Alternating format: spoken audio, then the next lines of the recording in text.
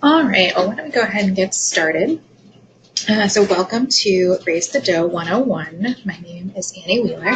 I am the Digital Communications Coordinator here at DC Central Kitchen, which means that I support the digital side of our comms team for all of DC Central Kitchens, all the programs, including Campus Kitchens. I actually started working with Campus Kitchens, and I am a CKP alum myself of St. Lawrence. So certainly I've worked with Campus Kitchens quite a bit. I've been working on Raise the Dough this is my third year doing Raise the Dough with all of you. So I'm really excited to be back again and share some new and exciting updates and some best practices. This session, we're just sort of going to walk through some of the basics of Raise the Dough and how to set up pages, really what Raise the Dough is. This is great if maybe you haven't participated before, maybe your school hasn't participated before, maybe you're new to leadership team. This is a great refresher on all things Raise the Dough. And I will mention at the end, we do have another webinar info session coming up at the end of the month on the 30th. So please feel free to join that as well. We're going to walk through some more best practices and get a little bit more in depth on some storytelling and some social media tactics that you can use at that point. So again, I know I've mentioned this a couple times, please keep yourself muted throughout the session, unless you'd like to ask a question. It just helps reduce any background noise. And then there is a chat box, so you feel free to type questions into the chat box along the way, or there'll be some time for questions at the end. Lastly, we are recording this, so I will be posting this recording on the center this afternoon or first thing tomorrow morning so that you can check back in with it again, or you can share it with the rest of your team, but it will be available online as well.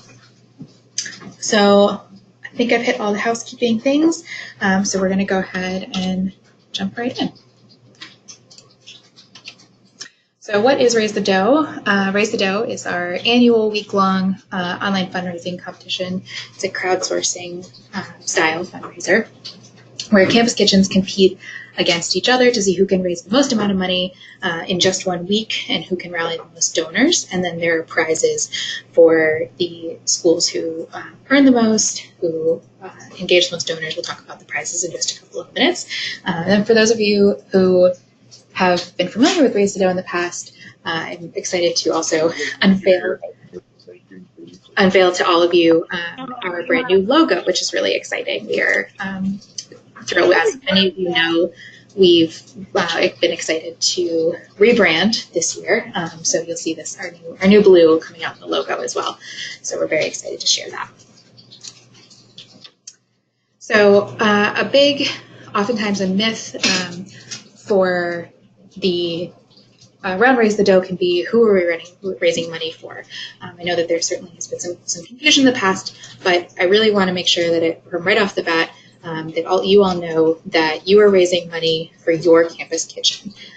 The way that it's set up is that the money does get funneled through the national office, but we turn around and cut checks for everything that you raised. It goes right back to you, including any prizes that you've had already. So I will flag there is a small credit card fee. That's just unfortunately the nature of using an online fundraising tool. But other than that, everything comes back to your campus kitchen and whatever you've decided that you're going to fundraise towards. The prizes. Prizes have changed a little bit this year, but I'll run through them for those of you who, some of you might be familiar with them, others might be new. So the first place, it's the first place most money raised is $1,000 on top of whatever you raise that week. Second place is $500. Most donors, so that's the most individual donors throughout the week, is $750. And the reason that is the second highest prize is because the idea behind this is that we really want to make sure that you're focusing on really engaging a lot of donors. Certainly it's fantastic if you have, 1 or 2 donors who are able to donate large sums of money, but the idea is that you really want to engage many people at oftentimes at those lower amounts. And so you can gather as many people as you can to donate $5 or $10. oftentimes it's a much easier ask, especially when you're thinking about your peers, students, in your local community. That's often a much easier donation point that for people to get their minds around. So that's why that Most Donors Prize is so high. And then our new award this year is called the Rookie Award. And so that's going to be specifically for schools who have never participated in Raise the Dough before. So if it's going to be whoever among those eligible schools who's their first year participating raises the most amount of money will get that $250 prize. So again, I'm just going to reiterate that those prizes are on top of whatever else you raise that during the Raise the Dough week. We also, and this is insider information just for you guys here on our info session, is that we're going to have some daily prizes. So I highly recommend you keep an eye on your email throughout the entire Raise the Dough campaign, because that's how we're going to be sharing information about those daily prizes. We're going to run some sort of surprise, although I'm telling you about it now, so it'll be a little less of a surprise for all of you who are listening. But it's going to be whether you can a certain amount, whoever raises the most amount in 24 hours, or specific challenges. So stay tuned for that. It's going to be really exciting. And the idea behind that is that we really want to engage everybody who's participating. We know that there's some schools who participate every year, and it might seem daunting for schools who haven't participated in the past, and to raise, get to the top of the leaderboard. So we're really trying to work hard to make sure that we have prizes and opportunities for everybody participating, no matter how much you raise, to be able to earn a little bit of extra money on top of that.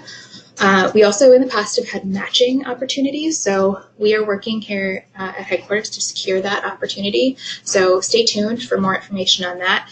We hope to have some in the next couple of weeks, some more information about that match coming up.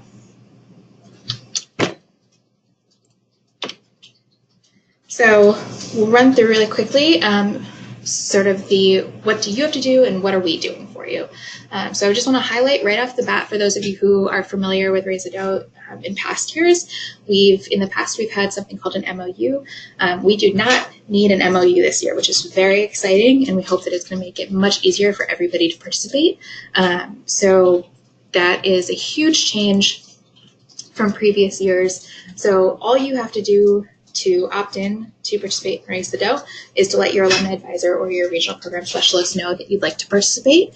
And then we will turn around and share your login information with you. So we're going to go ahead and create your page for you, and we'll share the login information for you. Then you can just go in and start editing and filling out your page, which we're going to talk about in a little bit. And then it's up to you to get the word out, but there's no MOU needed, so you don't have to worry about trying to get the right signatures or anything along those lines. So that has often been, can be something that slows folks down and makes it a little bit harder to participate in the past. So we're really excited about that. Certainly if you have any questions about the logistics of getting donations and getting that turned around, we're more than happy to talk through the specifics with you if you have concerns. But hopefully this makes it really possible for all of our schools to participate. I will also flag, for those of you who are familiar with Raise the Dough previously, and I apologize in advance if I slip up, I'm still getting my habits down, but we've previously been using a platform called Razoo. They went through a update. They rebranded this year. They're now called Mighty Cause. So same platform that we've been using, just with a new name. So that's where you'll see Mighty Cause come into the play here. And we're going to walk through that page in just a couple of minutes, and that'll make a whole lot more sense for those of you who haven't participated in this before. So rolling back, so on your to-do list is to let either your alumni advisor or regional program specialist know that you'd like to participate. And then you'll get the credentials to your Mighty Cause page, start to personalize it, get the word out, and then just compete the week of. So what we do for you is get the initial page set up for you on Mighty Cause. We also cover all of the platform fees for you. So the only fee, like I mentioned earlier, that you're responsible for are those credit card fees. I will also share sample social media posts and templates. I'm going to help you create graphics. We've got press releases, email content. Hopefully I'll make this very, very easy, and we can make it straightforward for you guys to hit the ground running when you get all of that. We also do net promotion from our handles, so on a national scale, and then we provide the prizes. And then exciting, probably you've all heard this hopefully from your alumni advisors and program specialists already, but Raise the Dough, the dates are February 15th to the 22nd. Similar to previous years, it's a Friday to a Friday, so it kicks off at 12:01 a.m. on Friday morning on the 15th, and it goes through 11:59 p.m. on the 22nd. And so that is nice because it gives you a weekend and then a full week to really raise the dough. So I'm just going to go, I know this is a lot of information, but I'm going to and this is all on the center, and I'll show you where that is in just a couple of minutes, but I just want to run through really quickly the timeline, sort of our suggested timeline. So right now, like we talked about, let someone know that you'd like to participate. We'll get things rolling for you there. Take a look at the Raise the Dough track on the center. If you're not on the center already, highly encourage you to create your account and get online. If you have no idea what I'm talking about, check in with your alumni advisor or regional program specialist. They will get you set up on the center, but that is our place for all information. It's where we're sharing literally everything you need to know about your campus kitchen. So make sure you're online at the center. We'd also need to get from you a point person to know sort of who's going to be for your team, the 1 point person leading Raise the Dough. It doesn't have to be your president or vice president. It can be whoever's going to really take the lead on this. We did really just want to make sure that we've got 1 or 2 people that we can communicate with the week of and make sure that we're getting information out to them. And then we'll give you, like I said, we'll give you access to your Mighty Cause page to be able to start personalizing that. So for the first 2 weeks of February leading up to the launch of the campaign, you're going to jump in and start customizing your page. You're going to add photos. I would recommend creating a Facebook event.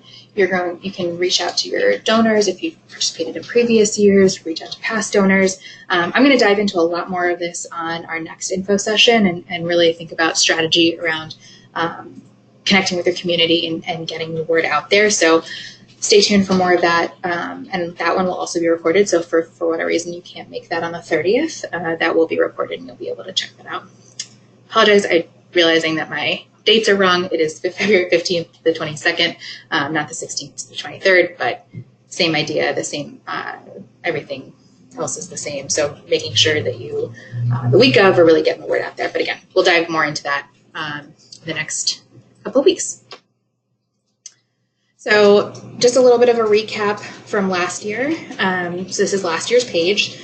And so we raised just about $50,000, and actually with the donations that actually fell outside of the the official Raise the Dough window, we raised about $51,000 as a network, which is really exciting. It was our biggest Raise the Dough yet, and we are hoping to continue to grow that and get a little bit higher. So you can see this the top of the leaderboard there, but I'll just dive in. So what I really want to show you all here, this is a leaderboard from last year with all the schools that participated. We had 26 schools participating, and there's a huge range in what people raise. And I think the biggest takeaway from that is that it is what you put into it. So there, if you just put your page up, your Raise the Dough page up, and you share it on some social media, you're still going to get some donations. If you really put a lot of effort into it and you really push get the word out there, you communicate with your donors, with your community, you lay the groundwork, the foundations, you can raise quite a bit of money, and you can get a lot. Think about strategically what are you raising money for? What would you like to spend it on? Does your kitchen need new equipment? Do you need to think about, giving a stipend to an intern for a summer to help you run operations? So you can get really creative with it. But again, I just want to share, you can see really, from Gettysburg raising over $10,000 last year, and Georgia Tech yes, at the bottom, but they did a great job. They started getting the word out there, and hey, $45 is more than they would have had if they didn't participate at all. So there's really no downside to participating in Raise the Dough, because there are no fees to you. It doesn't have to cost anything to participate. All you have to do is tell us that you want to participate. We'll set up the page for you. And like I said, honestly, if you really just want to put it on autopilot, I don't necessarily recommend it, but you will definitely raise some money if you just put it out there a little bit. So that's, like I said, last year's leaderboard. I also wanted to say that this is, you can take a look at the map on our new Campus Kitchens website, but this really represents also a big range in location as well. So the schools on this list are spread out all over the country, small schools, big schools, small towns, cities. It really runs the gamut. So just at the end of the day, I really don't want you to feel like you can't participate or you can't succeed just because you are a small school or you're in too big of an area or what have you. So there's lots of ways to think through this, and I'm always happy, as are your regional program specialists and alumni advisors, to jump on a call or exchange some emails to talk through what might be some good strategic plans to really make the most of this event. So I'm going to show you all a couple of examples from last year's pages of things that I think they did really, really well, and just some things that I wanted to point out. And again, we're going to jump more into best practices going into the next info session, but I just wanted to give you a little bit, show you a little bit here, some things to point out. So this is Gettysburg. So like I said, they raised over $10,000, which is phenomenal. And they did that with 126 donors, which again, surely shows there's a vast, lots of donors to really get engaged there. So a couple of things I want to point out. They did a really nice job with their storytelling here. So their focus of Gettysburg's Raise the Dough campaign is all about their healthy options program.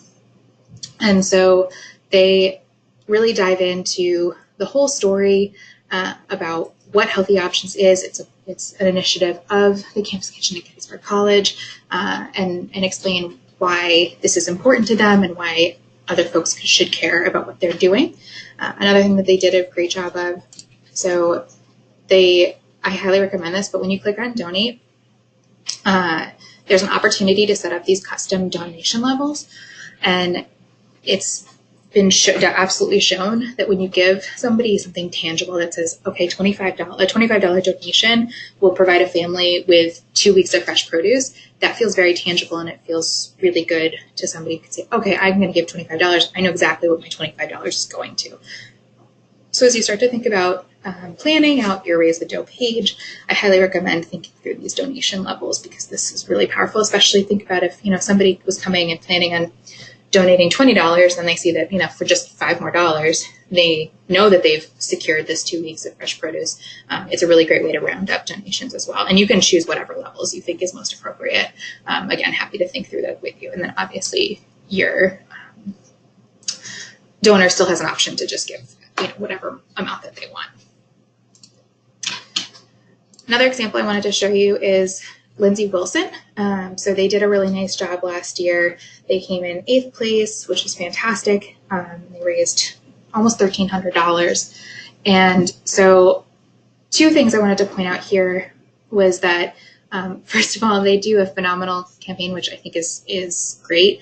And I've used it to share many times, but they did a pie in the face challenge where if they gave it a certain challenge. If they raised a certain amount of money in a certain amount of time, the leadership team, so a couple of members of the leadership team were going to get pied in the face. And so they met that goal, and then they did it. Obviously, you can see here by the picture that they shared. Another thing that they use is a video, which I think is also a really powerful tool.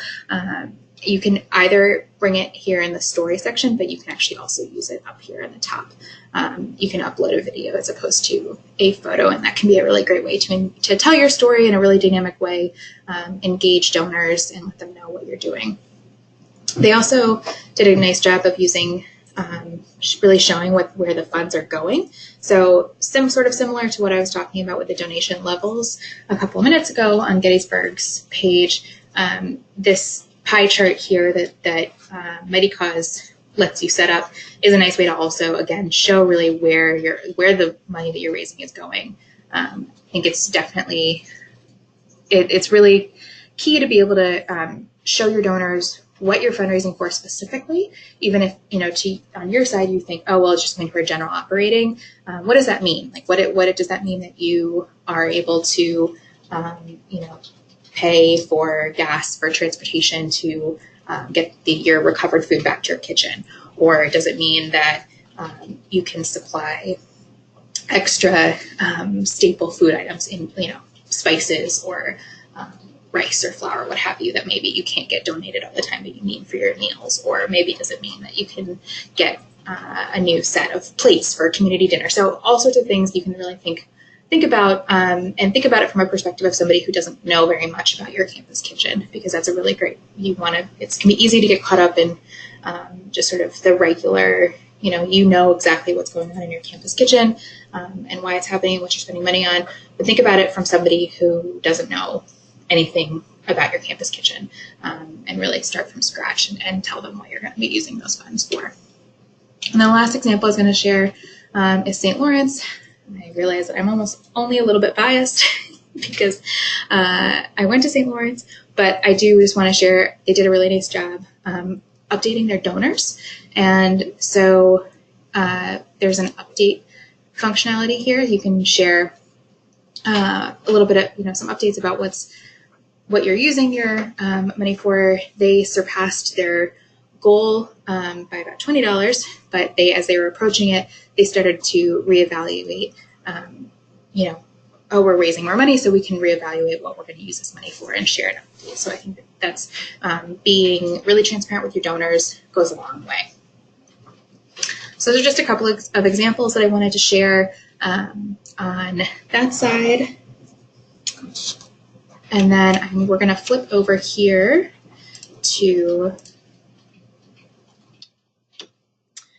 so we're going to walk through for just a couple of minutes, and I'm going to send out, there's going to be a little bit more information, more in-depth how-tos about how to set your page up on Mighty Cause, but I'm just going to give you a really brief overview of what your page will look like, what you need to do when you get access to it, and really then we can talk more next time about really diving in, making it successful. So I'm just going to kind of go over the basics right now. Just pull that up. All right. So I am currently logged in as Gettysburg College. So I'm just going to use them as an example to show you what it'll look like when you get your login information. So we'll send you your password, your username and password, and I've already gone in and created pages for everybody, so it'll already be set up. So actually you can just go right up to your little icon profile up here, and it should pop up as your recent, whatever the most recent fundraiser you're working on is, which for all of you will be Raise the Dough. So you can click on that, which is going to bring you to your page.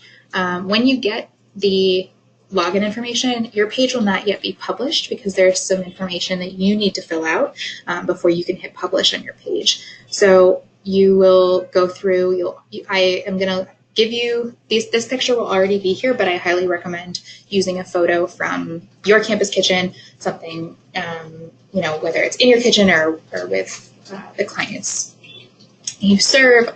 Obviously with my reminder that if you're going to be using photos, make sure you have photo waivers for everybody who's in the picture, especially if they're under 18. But I highly recommend using your own photo, but I will leave that there. So if anybody, is in a pinch and doesn't have a photo in that moment, which hopefully you all do have photos, but that will be there for you. I also have set up a really, really, really basic story here for you all. But with a couple of blank spots that you'll have to go in and fill in if you want to keep this, or like I said, I highly recommend going in and sharing a story that's going to be more specific to you and your program. But here's something you can use to sort of jump off from. And So those are sort of the bare minimum, that and a goal. So if you go over here to Page Editor, you'll be able to set your goal. So let's say we'll do $10,000. For instance, it's Gettysburg, and that's what they raised last year. I think that's a really great place to start. If you have any questions about like how to set a goal, please feel free to let me know. I'm happy to talk through that with you. But certainly, if you've never done it before, you can set a goal, $100 or $200. You can always change the goal as the week progresses. So if you're halfway through the week and you've already met your goal, you can by all means push out another goal and raise that up so you can keep fundraising. So the goal is the last thing that you're required to add before you can publish. I'm just going to close that for a second because I just want to show you a couple other things. Like I said, I highly recommend adding your use of funds breakdown, the expense breakdown. So you'll see as I hover over things, it also pops up on the left there. So you can use either to click through and update things. There's an opportunity for a short story. That's really just a little blurb right on the top that you can give a little bit of an overview of what you're fundraising for before you go into the more in-depth story below. Don't worry about the duration. I've already set that up for everybody. Definitely link your social media, your Campus Kitchen social media. That can be a really great tool to be able to share what's going on and for people to be more connected with you. Other than that, that's sort of the overview of the things that you really have to do to make sure that you can publish. And then you just come down here to this lovely little rocket ship and you hit that to be able to publish. And then your page will be public and will show up on the Raise the Dough page. So that's sort of just a really, really brief overview of the page. Like I said, I'm going to show you, or I'm going to send everybody a step-by-step document about how to set up your page, where you need to be able to, from logging in all the way through to hitting publish and then sharing your page out. So with that in mind, I want to show you where you'll be able to find all of those. So this is the center. Again, all of you should be familiar with it. If you're not, please connect with us ASAP just so we can get you logged on and set up on the center. So you should see when you log on a track called Raise the Dough. And if you don't, you can go right up to your library, which also should show up right here at the top for you as well. But in theory, assuming everything is working, it should just pop right up on your dashboard when you log in. So I'm going to continue to add to this over the next couple of weeks. I'm going to have lots of information here. Your whole toolkit will be here. All of the logos, the graphics, the best practices, the recordings of these info sessions. All of that is going to be here. But it's a great place to sort of click through. Excuse me, get a better sense of what Raise the Dough is. We've got some frequently asked questions here.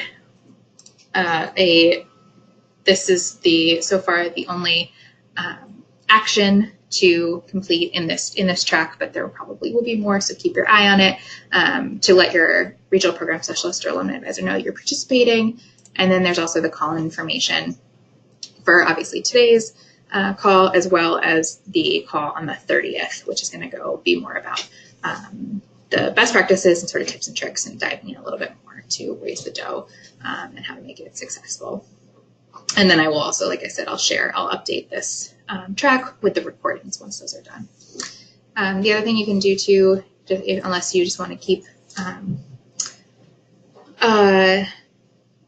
checking, I would just encourage you to check back, but you can also follow this track. And so you can make sure to know when new things have been added to it. And I will also send out information about that.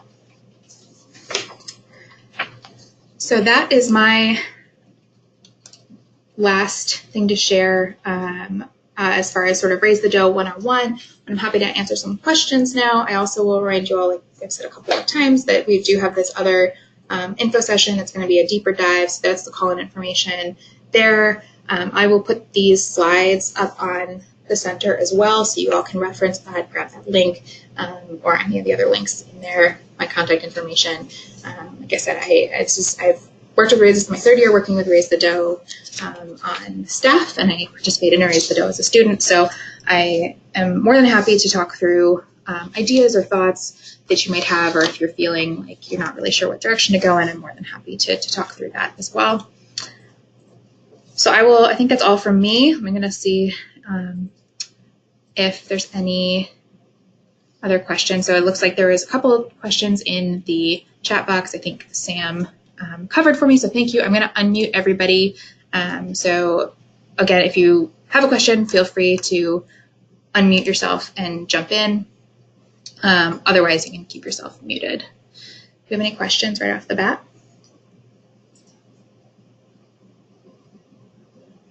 Hello, this is Julia Steele from the Campus Kitchen at Georgia College. Hey, Julia. Hi, so I just have a quick question. Are other hunger relief organizations such as Swipe Out Hunger, are they allowed to collaborate on this fundraising event? So this, it sort of depends on what you mean by collaboration. I think it's certainly a great opportunity to connect with the other chapters and get the other chapters of those organizations that are on your campus engaged in what you're doing, but they won't have their own pages, on the Raise the Dough leaderboard or anything. But I think it's a great idea to, work with them and have them help you get the message out. You can do events. Certainly, you can do events, on your campus if you want to do. People I know have done some fundraisers in person that have gone towards Raise the Dough, like penny wars or big sales, things along those lines that have gone towards it. So I think if there's opportunities to collaborate there, I think that's a really, really great idea. Did that sort of answer your question? Yes, ma'am. Thank you. Awesome.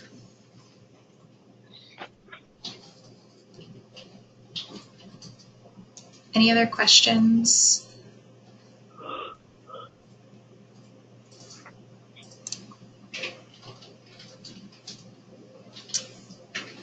I know it's a lot of information, so feel free to, as you're thinking about it and starting to think about your game plan for the next couple of weeks, great.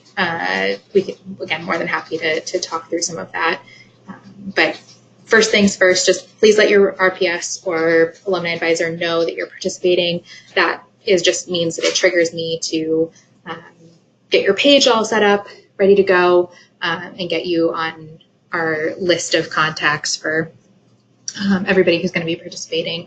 I have done usually daily update emails throughout Raise the Dough, like the week of.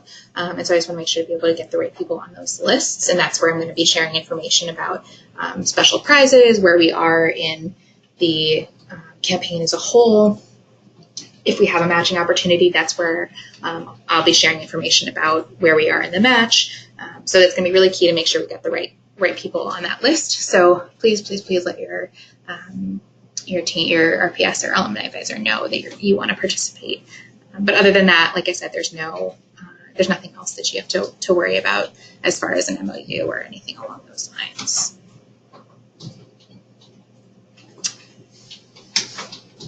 If there aren't any other questions, then I will go ahead and wrap up.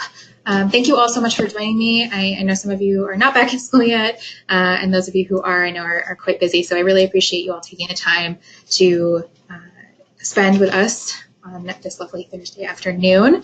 But I hope you all have a great rest of your day, and I look forward to talking to you soon. Thanks so much.